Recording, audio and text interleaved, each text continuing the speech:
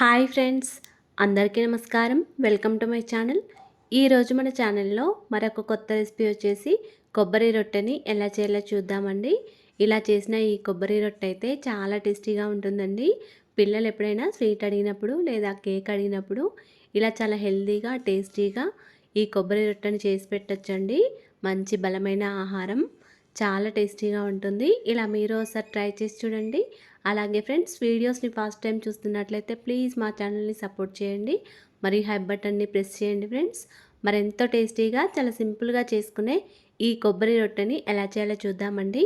కొబ్బరి రొట్టె చేయడానికి ముందుగా ఏదైనా ఒక గిన్నె తీసుకొని ఇందులోకి ఒక కప్పు వరకు బియ్యాన్ని వేసుకోండి.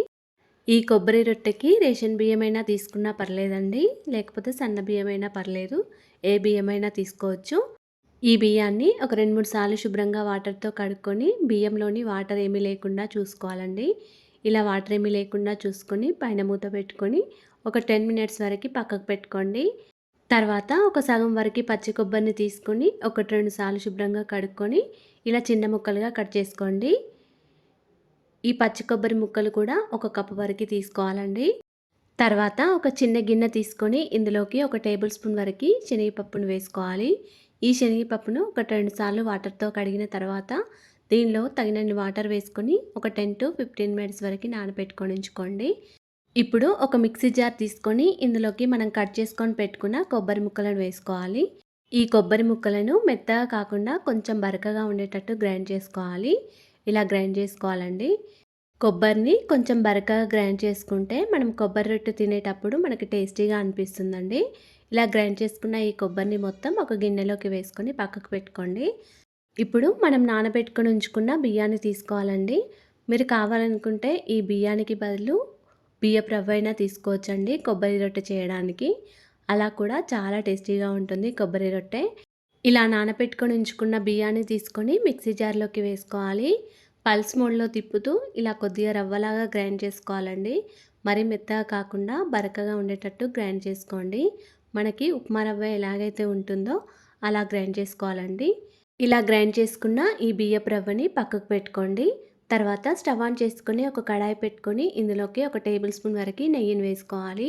నెయ్యి వేడైన తర్వాత గ్రైండ్ చేసుకొని పెట్టుకున్న ఈ పచ్చి కొబ్బరిని వేసుకొని ఫ్రై చేసుకోవాలండి.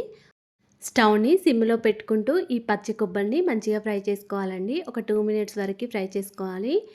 మనకి స్మెల్ అనేది మంచిగా వస్తుందండి ఈ కొబ్బరి ఫ్రై చేసేటప్పుడు. ఇలా ఫ్రై చేసిన తర్వాత దీనిలోకి ఒక కప్పు వరకు బెల్లం వేసుకోవాలి. ఏ కప్పుతో అయితే మనం బియ్యము పచ్చి కొబ్బరి తీసుకున్నామో అదే కప్పుతో ఒక 2 కప్పుల వరకు వాటర్ వేసుకోండి. ఈ కొలతలతో చేస్తే కొబ్బరి రొట్టె మనకి పర్ఫెక్ట్గా వస్తుందండి. అంతేకాకుండా టేస్ట్ కూడా చాలా బాగుంటుంది. ఇప్పుడు దీనిలోకి మనం నానబెట్టుకొని ఉంచుకున్న శనగపప్పును కూడా వేసుకోవాలి. ఇలా నానబెట్టిన శనగపప్పును వేయడం వల్ల మనకి కొబ్బరి రొట్టె తినేటప్పుడు పంటికి తగిలి చాలా టేస్టీగా అనిపిస్తుందండి.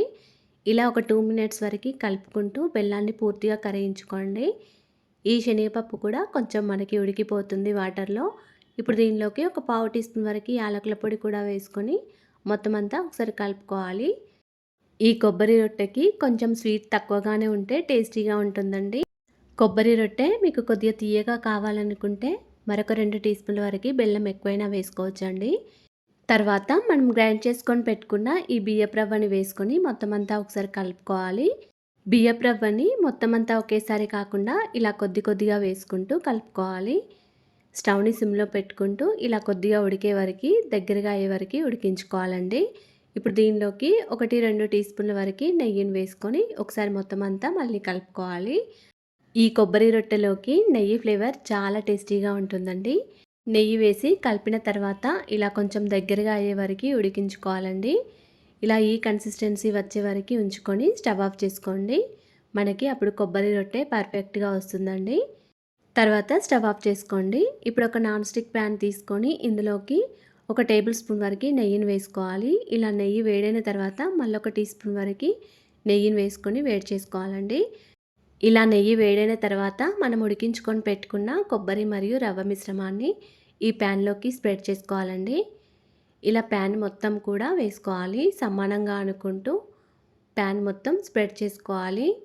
నాన్ స్టిక్ ప్యాన్స్ లేకపోయినట్లయితే స్టీల్ కడాయిలో అయినా కొంచెం నెయ్యి ఎక్కువ వేసుకొని ఇలా స్ప్రెడ్ చేసుకోవచ్చండి. రవ్వ మిశ్రమాన్ని మొత్తం అంతా కూడా ప్యాన్లోకి వేసుకున్న తర్వాత పైన మూత పెట్టుకొని స్టవ్ని సిమ్లో పెట్టుకుంటూ ఒక 15-20 మినిట్స్ వరకు మంచిగా ఉడికించుకోండి. స్టవ్ని హై ఫ్లేమ్లో పెట్టుకుంటే ఈ కొబ్బరి రొట్టె అనేది మాడిపోయి మనకి సరిగా ఉడకదండి. అందుకే స్టవ్ని సిమ్లో పెట్టుకుంటూ మంచిగా ఉడికించుకోవాలి. 15-20 మినిట్స్ వరకు ఉంచుకొని స్టవ్ ఆఫ్ చేసుకోండి. తర్వాత మూత తీసేసి గరిటెతో ఇలా సైడ్లకి అనుకోండి. అప్పుడు మనకి ఈ కొబ్బరి రొట్టె అనేది పర్ఫెక్ట్‌గా వస్తుంది. ఇది కొద్దిగా చల్లారిన తర్వాత దీనిపైన ఒక ప్లేట్ బోర్లిచ్చి ఇలా రివర్స్ చేసుకోండి. ఇప్పుడు మనకి కొబ్బరి రొట్టె ఇంకో సైడ్‌కి కాల్చుకోవాలండి.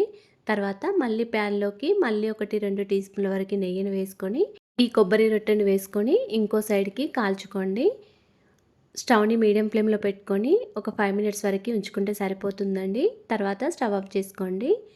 ఇలా ఇంకో సైడ్‌కి ఈ విధంగా కాలితే సరిపోతుందండి. మరీ ఎక్కువగా కూడా కాల్చాల్సిన అవసరం లేదు.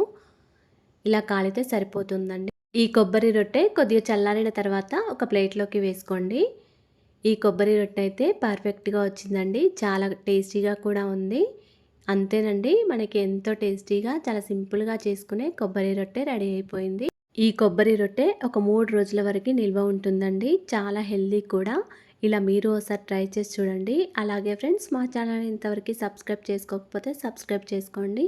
వీడియో గనుక నచ్చినట్లయితే ఒక లైక్ చేయండి అండ్ షేర్ చేయండి. ప్లీజ్ మా ఛానల్‌ని సపోర్ట్ చేయండి. Thanks for watching.